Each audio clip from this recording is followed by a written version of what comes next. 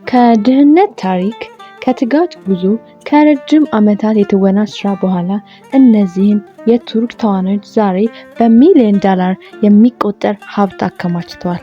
አንዳንዶቹ በዓለም ዙሪያ በተመለከቱ ድራማዎች፣ ሌሎቹ ደግሞ በማስታወቂያ ስምምነቶችና በዓለም አቀፍ ዝናቸው ከፍተኛ ገቢ አግኝተዋል።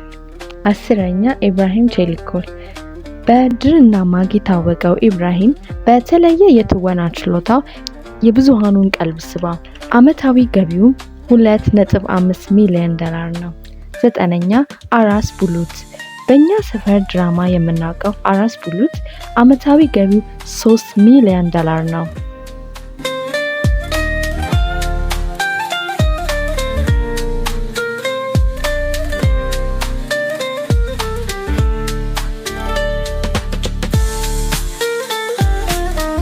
8ኛ ከሪም ቡርሱን። የ39 ዓመቱ ወጣት አክተር የብዙ የቱርክ ድራማዎችን የሰራ ሲሆን ዓመታዊ ገቢው $4 ሚሊዮን ነው። 7ኛ ኤንጊን አኪዩሬክ። በጥቁር ፍቅር፣ ቅጣት፣ የበኩር ልጅ ድራማ የምናውቀው ኤንጊን ዓመታዊ ገቢው $5 ሚሊዮን ነው። እስከዚህ ሰዓት ከተመለከታችሁን ቪዲዮአችንን ላይክ ማድረጋችሁን እንዳትረሱ። 6ኛ ሃሌት ኤርጌንች።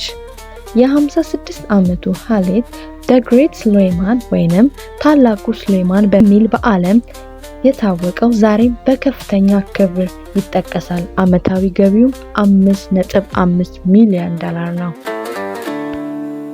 5ኛ ቻጋታይ ኦልሶይ። በፈሪሃ ድራማ ላይ የኢሚር ገጸ ባህሪን በመጫወት እውቅናን ያተረፈው ቻጋታይ ዓመታዊ ገቢው $6 ሚሊዮን ነው። 4ኛ ኬናን ኢሚር። ዓመታዊ ገቢው $8 ሚሊዮን ነው። 3ኛ ካን ያማን።